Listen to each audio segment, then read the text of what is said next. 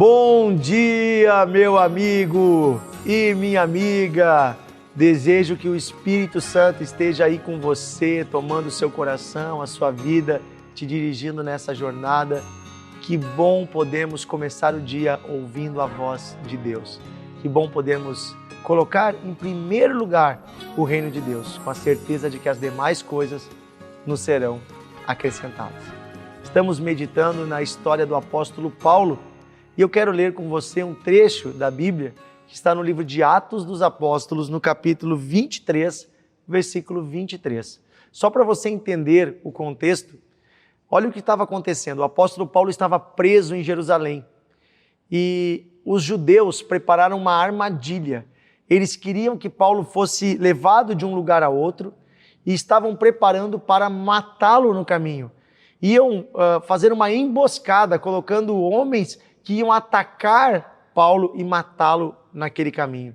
Olha só, olha o que o inimigo estava preparando, uma cilada, uma armadilha para o apóstolo Paulo. Porém, Deus não fica parado. Preste bem atenção, mesmo que hajam ciladas e armadilhas, mesmo que o inimigo prepare uma emboscada, se você pertence a Jesus, se você está em comunhão com Deus, se você tem buscado ao Senhor, se você entregou sua vida a Jesus, fique tranquilo. O Senhor Deus está preparando um livramento para você. E é o que acontece aqui, né? Alguns irmãos ficam sabendo dessa artimanha e vão até o guarda e vão até as autoridades e levam esse testemunho de que Paulo estava em perigo. E olha agora o que então o comandante manda fazer.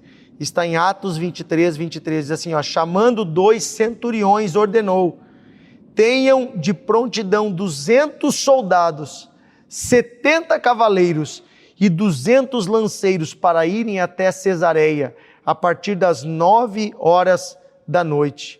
Preparem também animais para fazer Paulo montar e levem-no com segurança ao governador Félix.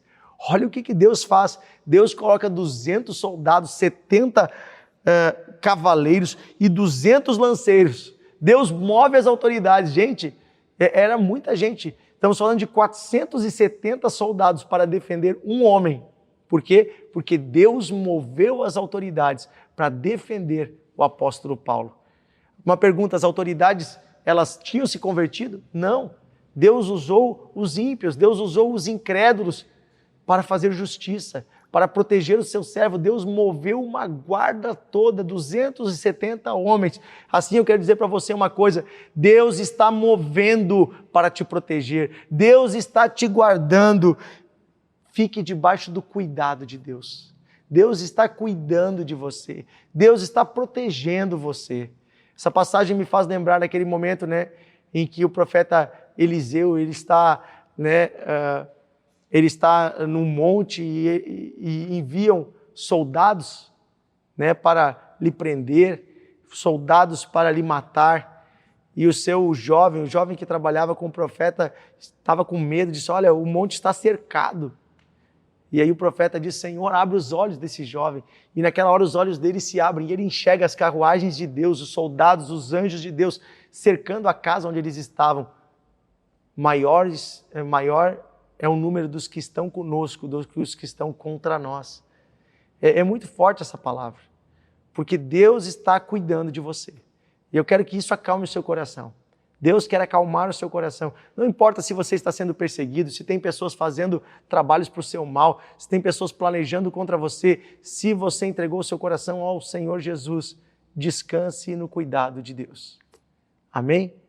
Querido Deus e Pai, obrigado porque o Senhor nos protege, porque o Senhor nos cuida, porque o Senhor está no controle, porque o Senhor é Deus soberano.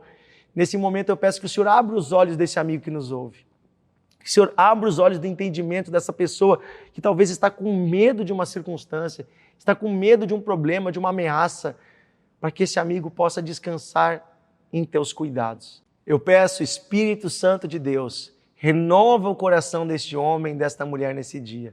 Traz esperança e paz. Que no meio da tribulação possamos todos nós nos sentir cuidados e protegidos. Em nome de Jesus. Amém.